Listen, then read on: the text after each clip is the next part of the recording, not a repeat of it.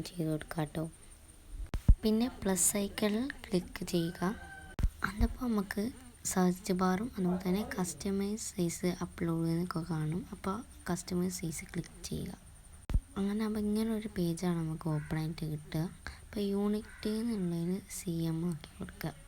അപ്പോൾ വിഡ്ത്ത് എണ്ണയിൽ ഞാൻ കൊടുക്കുന്നത് 6ഉം അതുപോലെ തന്നെ ഹൈറ്റിൽ ഞാൻ കൊടുക്കുന്നത് 4ഉം ആണ്. അപ്പോൾ നമ്മൾ create A new design click ചെയ്യുക. അപ്പോൾ നമുക്ക് ഇങ്ങനെ ഒരു പേജാണ് ഓപ്പണായിട്ട് വരിക. ഒരു വൈറ്റ് ചെറിയൊരു ഷീറ്റ്. ഇതിൽ നമുക്ക് ക്യാൻവയിൽ കുറേ ബാക്ക്ഗ്രൗണ്ട് പ്രൊവൈഡ് ചെയ്യുന്നുണ്ട്. ഇതിൽ നമ്മളൊന്ന് ക്ലിക്ക് ചെയ്തിട്ട് റീപ്ലേസ് എന്ന് കൊടുത്തിട്ട് നമ്മളെ ഗാലറിയിലുള്ളൊരു ഫോട്ടോ ഒരു ബാക്ക്ഗ്രൗണ്ട് അപ്ലോഡ് ചെയ്യുക കേട്ടോ. പിന്നെ നമ്മൾ ടെക്സ്റ്റിൽ പോയിട്ട് ആഡ് ഹെഡ്ലൈൻ പറഞ്ഞൊന്ന് കൊടുക്കുന്നുണ്ട്. അതിൽ നമുക്ക് ക്ലാസ്, ഡിവിഷൻ, സബ്ജക്റ്റ്, സ്കൂളൊക്കെ അങ്ങനെ ടൈപ്പ് ചെയ്ത് കൊടുക്കുക. സ്കൂളിൻ്റെ ഒരു ഇത് ഞാൻ 2 ലൈനായിട്ടാണ് കൊടുക്കുന്നത്. അപ്പോൾ കുറേ ഇത് ആ ഒരു ലൈനനുസരിച്ച് തന്നെ കുറേ സ്പേസ് ഇട്ട് ഡോട്ട് അടിച്ചു കൊടുക്കുക കേട്ടോ. അതിനുശേഷം താഴെ സ്പേസിങ് പറഞ്ഞൊരു ഓപ്ഷൻ കാണാം. അതിൽ ഞാനൊരു 8 ആണ് ഞാൻ കൊടുക്കാൻ ഉദ്ദേശിച്ചത്. അപ്പോൾ ഞാൻ 8 കൊടുത്തപ്പോൾ ഇത് കുറച്ച് വലുതായി വന്നിട്ടുണ്ട് കേട്ടോ. അപ്പോൾ ഒന്ന് അഡ്ജസ്റ്റ് ചെയ്തിട്ട് ഒന്ന് ചെറുതാക്കിയിട്ട് സൈഡിൽ വെച്ച് കൊടുക്കുക. അപ്പോൾ ഞാനൊന്ന് അഡ്ജസ്റ്റ് ആക്കി വെച്ച് കൊടുക്കുന്നുണ്ട്.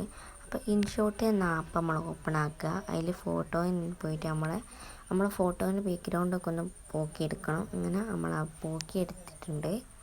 അങ്ങനെ ബാക്ക്ഗ്രൗണ്ടൊക്കെ ക്ലിയർ ആയതിനു ശേഷം നമ്മൾ നേരെ ക്യാൻവയിലേക്ക് തന്നെ കേട്ടോ വന്നിട്ടുള്ളത്. അപ്പോൾ ഇതിന് ഈ നെയിം സ്ലിപ്പിൽ നമ്മൾ അപ്ലോഡ് ചെയ്തൊന്ന് അഡ്ജസ്റ്റൊക്കെ ചെയ്ത് കൊടുക്കാം. ഇനി നമുക്ക് കുട്ടിയുടെ നെയിം ഒന്ന് ടെക്സ്റ്റ് ചെയ്ത് കൊടുക്കുന്നുണ്ട് കേട്ടോ. ഇതൊന്ന് നമ്മൾ ഫോണ്ട് ഒന്ന് ചേഞ്ച് ചെയ്ത് കൊടുക്കുന്നുണ്ട്. അങ്ങനെ നമ്മൾ ഫോണ്ട് ഒന്ന് ചേഞ്ച് ചെയ്യാൻ വേണ്ടി ഫോണ്ട് തന്നെ ഇത് ക്ലിക്ക് ചെയ്യുക. അപ്പോൾ നമ്മൾ മുകളിലോട്ടൊരു ഏരോ കാണും. അതിൽ നമുക്ക് പല ഫോണ്ട് കാണാൻ സാധിക്കും കേട്ടോ. അപ്പോൾ അതിലൊരു ഇഷ്ടപ്പെട്ടൊരു ഫോണ്ട് ഞാൻ എടുത്തിട്ടുണ്ട്. അങ്ങനെ ഇതൊന്ന് ഡൗൺലോഡ് ചെയ്തെടുക്കണം. അങ്ങനെ ഇതൊന്ന് ഡൗൺലോഡ് ആയതിന് ശേഷം നമുക്ക് ഒരു A3 ഡോക്യുമെൻ്റ് ഓപ്പൺ ആക്കണം കേട്ടോ. അങ്ങനെയായിട്ട് നമ്മൾ A3 ഡോക്യുമെൻ്റ് എന്ന് സെർച്ച് ചെയ്യുന്നുണ്ട് കേട്ടോ. അങ്ങനെ A3 ഡോക്യുമെൻ്റ് ഓപ്പണായി വന്നിട്ടുണ്ട്. ആ ഇതിലേക്ക് നമ്മൾ അപ്ലോഡ്സ് അല്ലെങ്കിൽ ക്യാമറ റോൾ എന്ന് കാണും. അത് രണ്ടിൽ നമുക്ക് ഫോട്ടോ അപ്ലോഡ് ചെയ്യാം. അതിന് നമുക്ക് ബാക്ക്ഗ്രൗണ്ടിലെ കളറൊന്ന് ചേഞ്ച് കൊടുക്കണം.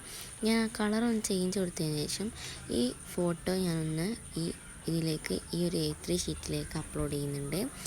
അങ്ങനെ ഞാൻ ഇതെല്ലാം കൂടി കോപ്പി ചെയ്ത് എല്ലാം കൂടി ഈ ഒരു A3 ഷീറ്റിൽ കൊള്ളുന്ന രീതിയിലാക്കി എടുത്തിട്ടുണ്ട് കേട്ടോ. അപ്പോൾ എനിക്ക് കുറച്ച് നെയിം സ്ലിപ്പേ ആവശ്യമുള്ളൂ. അപ്പോൾ ഇതൊന്ന് ഞാൻ ഡൗൺലോഡ് ചെയ്തെടുക്കുക, പ്രിൻ്റ് എടുക്കുക.